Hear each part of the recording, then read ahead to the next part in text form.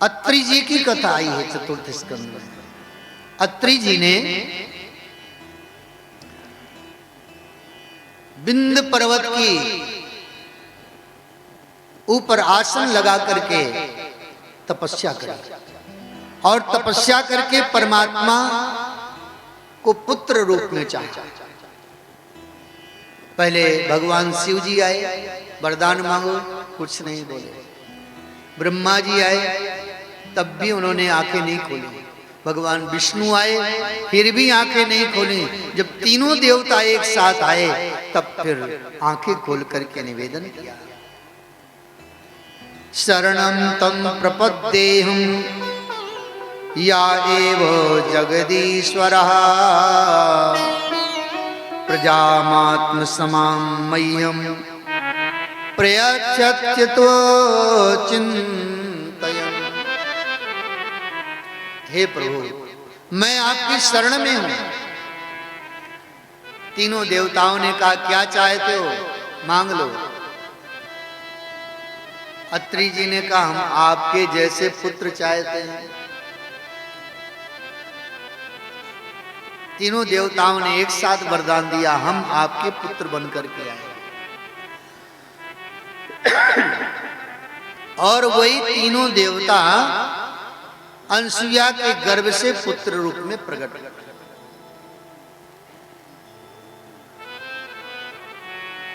सोमो भूत ब्राह्मणों सेनो,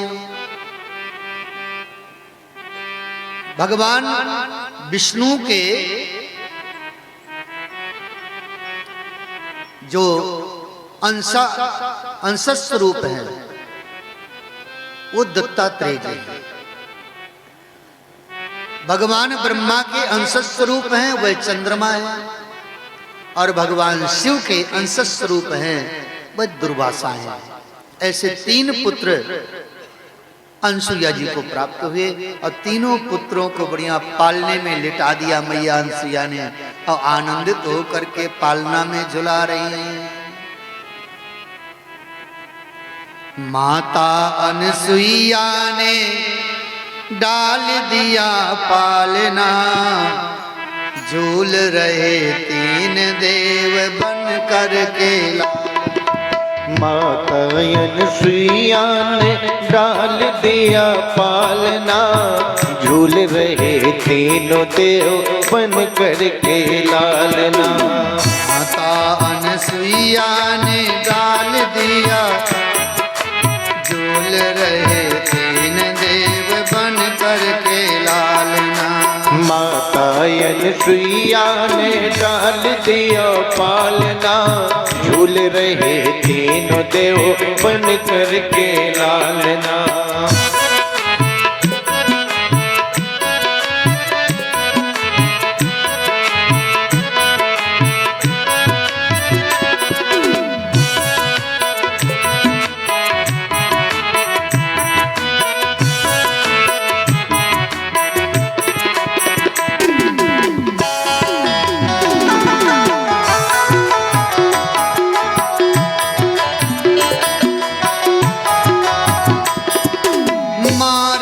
खुशी के ना फूली समाती, मारे खुशी के ना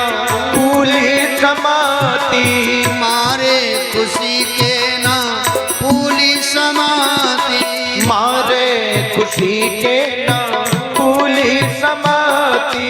गोदी में लेती कभी झूलना झुलाती, गोदी में लेती कभी झूलना झुलाती।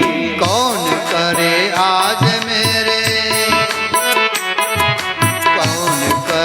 आज मेरे भाग्य की सराहना, झूल रहे तीन देव बन करके लालना। कौन करे आज मेरे भाग्य की सराहना, झूल रहे तीनों देव बन करके लालना। अनसुया ने डाल दिया पालना, झूल रहे तीनों देव बन करके लालना।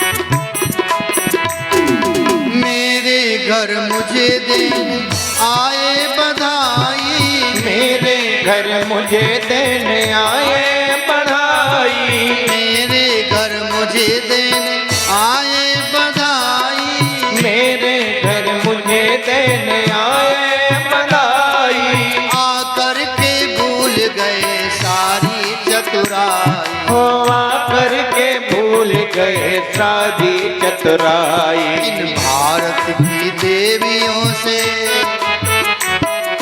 भारत की देवियों से आज पड़ा सामना, भूल रहे तीन देव बन करके लालना। ओ भारत की देवियों से आज पड़ा सामना, भूल रहे तीनों देव बन करके लालना। माता अनुसुईया ने डाल दिया पालना, भूल रहे तीनों देव बन करके लालना।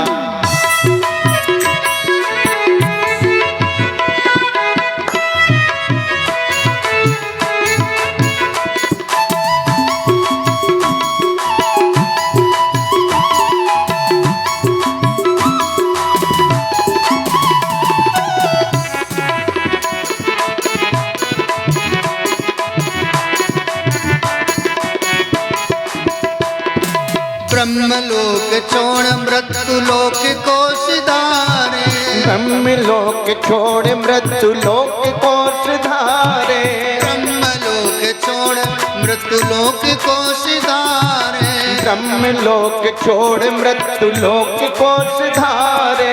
ऋषियों की कुटिया में करते गुजारे, और ऋषियों की कुटिया में करते गुजारे, ऋषियों की कुटिया में करते गुजारे, और ऋषियों की कुटिया में करते गुजारे। नाच रहा तन मन,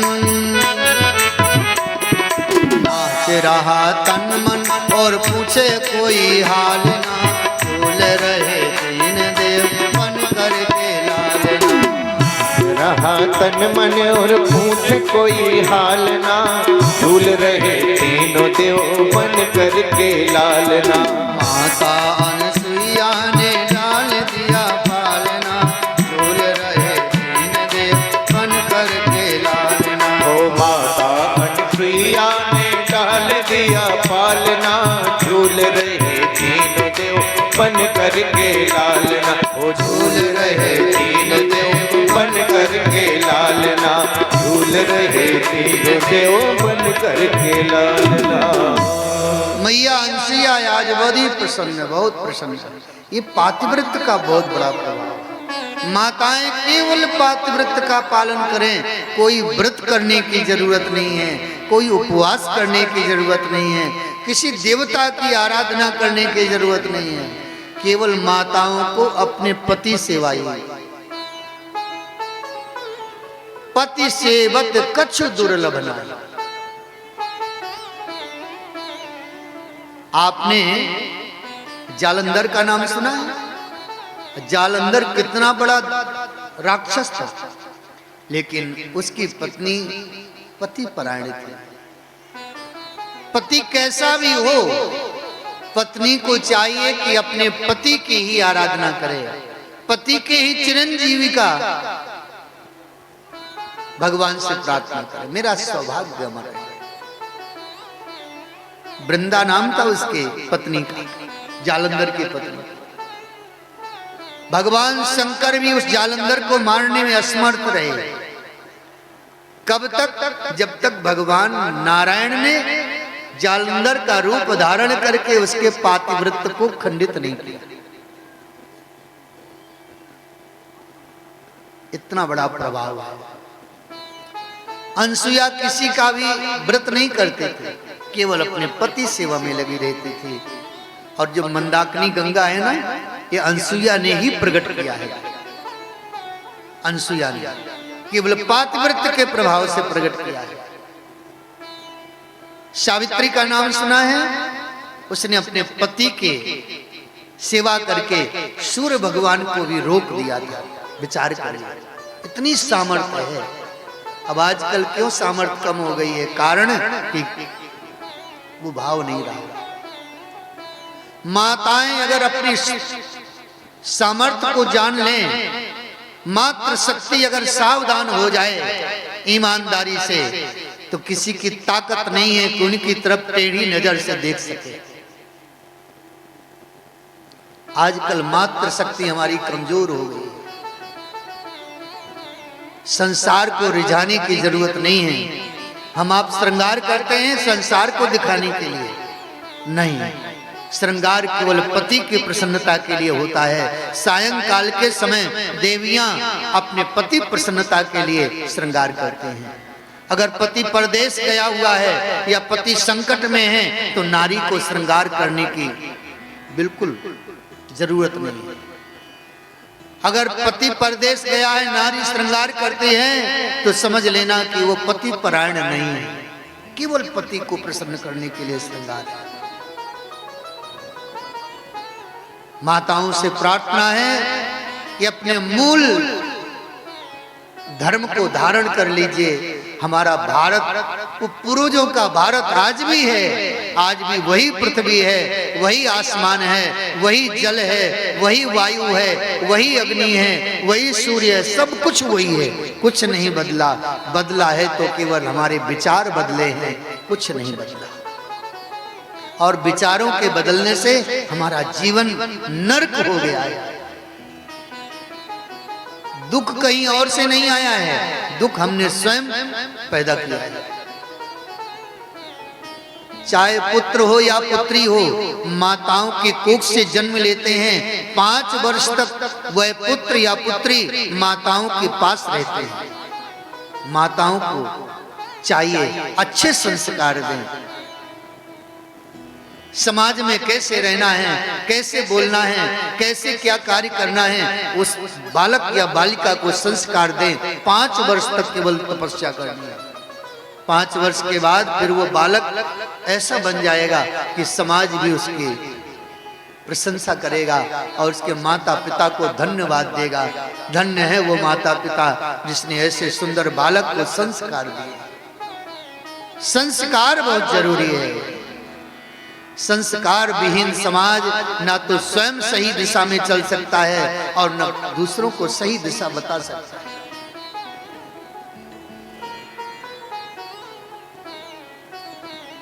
इसलिए पातिव्रत्य का जितना हो सके, कैसा भी हो पति।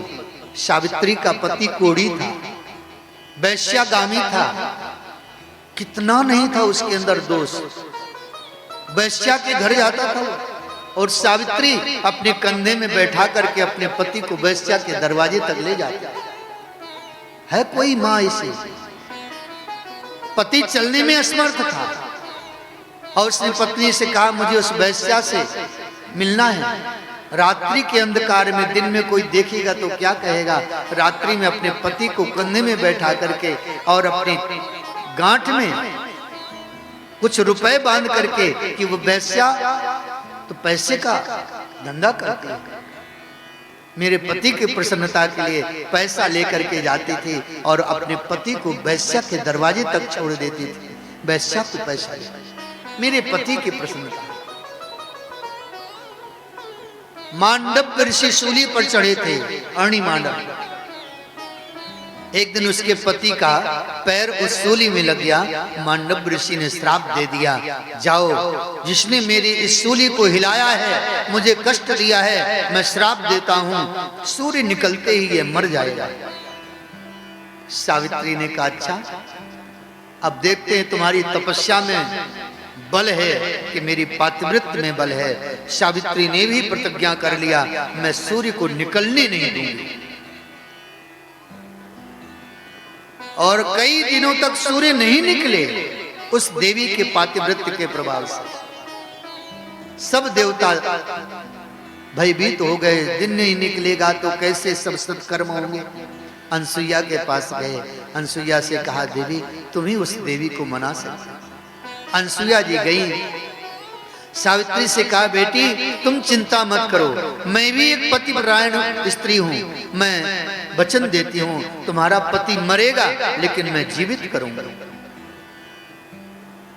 सावित्री मान गई और उसने अपने वचन को वापस लिया। सूर्य निकला और उसका पति मृत्यु को प्राप्त हो गया। अनसुईया जी ने तुरंत जल लिया हाथ में, अपने पातिव्रत्य को स्मरण किया।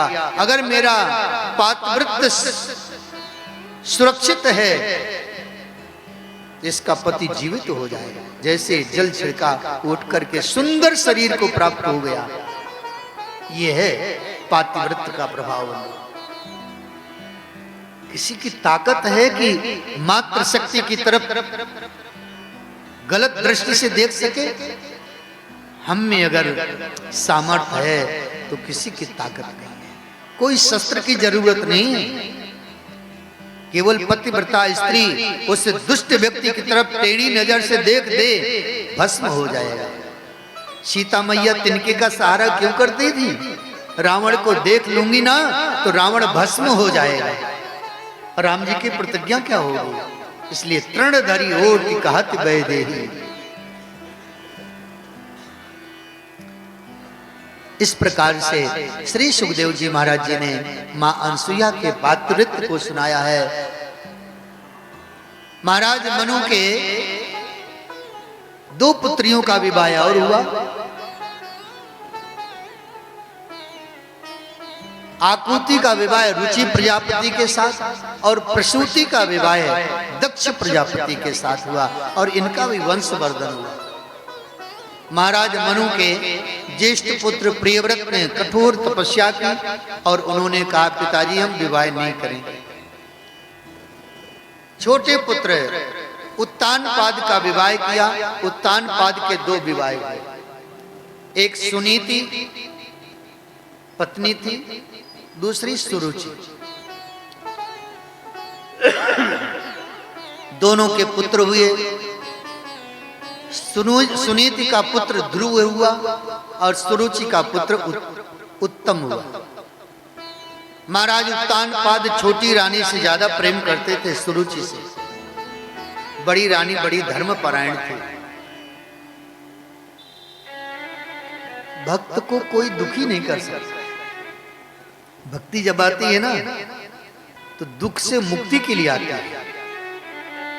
संसार की नजरों में लगता है कि ये दुखी है, लेकिन वो महात्मा से पूछो कितना आनंद है।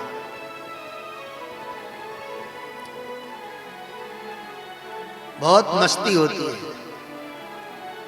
राजा कहे महाराजा सुखी, कोई सुखी नहीं है। राजा कहे, राजा से पूछा कौन सुखी? तुम सुखी हो? बोले नहीं, वो तो महाराज सुखी। राजा कहे महाराजा सुखी, महाराज कहे सुख इंद्र को भारी है।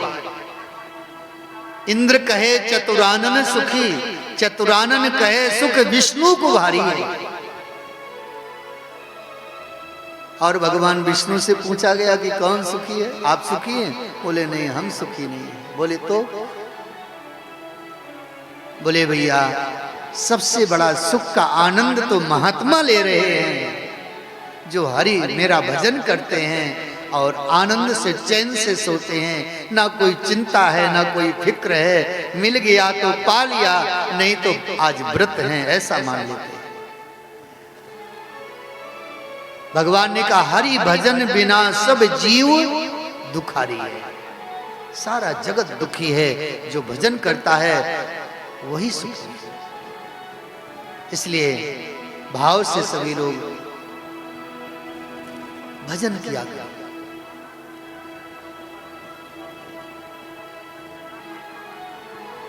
हरि भज लो, हरि भज लो, हरि भजने का मौका है।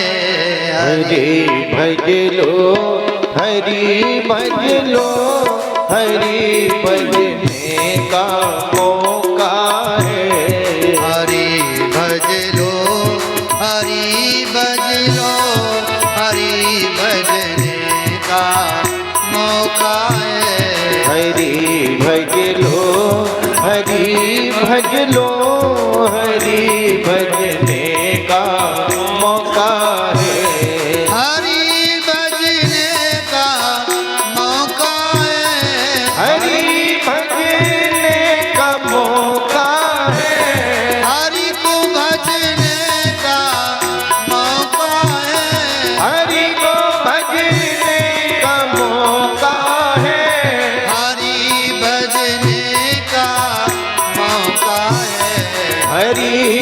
भजने का मौका है। हरि भज लो, हरि भज लो, हरि भजने का मौका है। हरि भज लो, हरि भज लो, हरि भजने का मौका है। हरि भज लो, हरि भज लो, हरि भजने का मौका है। हरि भज लो, हरि भज लो, हरि भजने का मौका है। हरि मेरा सहारा है, हरि मेरा सहारा है। हरि सब जग से न्यारा है। हरि सब जग से न्यारा है। हरि प्राणों से प्यारा है। हरि प्राणों से प्यारा है। हरि भज लो, हरि भज लो, हरि भजने का मौका है। हरि भज लो, हरि भज लो, हरि भजने का मौका है। हरि भज लो, हरि भज लो, हरि भजने का मौका है। हरि भज लो, हरि भज लो, हरि भजने का मौका है। हरि भजने का मौका है। हरि भजने का मौका है। हरि को भजने का मौका है। हरि को भजने का मौका है। हरि भजने का मौका है। हरि भजने का मौका है। हरि भज लो, हरि भज लो, हरि भजने का मौका है। हरि भज लो, हरि भज लो, हरि भजने का मौका है। हरि भज लो, हरि भजने का मौका है। हरि भज लो, हरि भज लो, हरि भजने का मौका है। हरि भज लो, हरि भज लो, हरि भजने का मौका है। हरि भज लो, हरि भज लो,